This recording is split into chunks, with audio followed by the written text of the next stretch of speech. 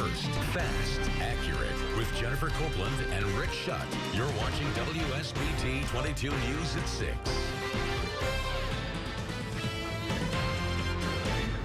Let's go. They don't care about the real murder. Go. They convicted the wrong person. You knew who he was. You knew he's capable of. His smugness and his arrogance caught up to him now.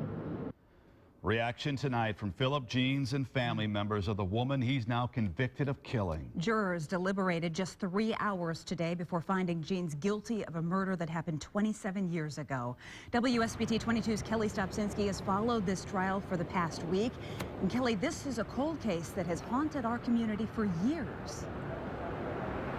Including, Jennifer, the quiet Mishawaka neighborhood where Theresa Burns lived, and her family, who says they can now finally begin to find closure in her death. And it has been a roller coaster of emotions for them in just the last week. The Burns family learned details about the murder they've never heard until now, and they saw horrific pictures of her bloody, half-nude body on her living room floor.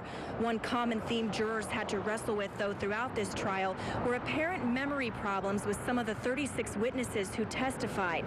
It's hard to know what helped the jury make up its mind or what jurors struggled with, though, because none of them wanted to talk on camera today as police escorted them out of the courthouse.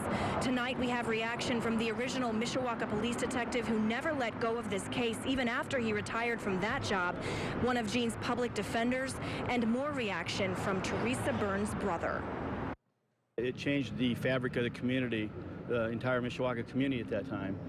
We're talking, 27 years ago, and it literally changed the way people, the way they've seen their lives around them. And there was a tremendous amount of evidence that's been accumulated over a very long period of time, and so whenever the jury has to evaluate that kind of evidence and come to a decision, I certainly believe that, the system worked the way it's intended to. You still don't know why. How hard is that for you to live with? That's really hard. That's something I hope I get a chance to ask, to see if he's going to give him the chance to man up and, actually tell us why. Give us a chance to show you're a man and be true to what happened and let us know why. To this day, investigators say they've never nailed down a motive, a reason why Geans would want to kill Theresa Burns.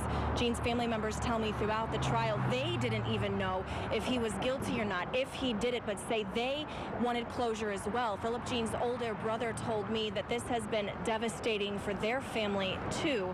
Theresa Burns would have celebrated her 43rd birthday this Wednesday. Geans is facing up to 60 years in prison, and his sentencing in this case is set for October 28th. Rick?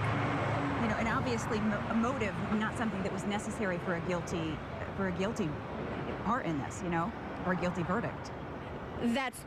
That's right, Jennifer, and that's something that prosecutor Ken Cotter reminded jurors. He told them that in opening statements, and he reminded that in closing arguments, saying you might not hear a motive, you probably won't hear a motive, but that's not required to convict Phillip Geans in this murder. And it'll be interesting. I'm not sure if the family intends to ask him about why he did this at his sentencing, or if they'll try to visit him in jail. That's unclear, but clearly that's an answer the family is still trying to get. And if Geans does appeal, then we certainly have not seen the end of this. Kelly Stopczynski live in South Bend. Kelly, thank you so much.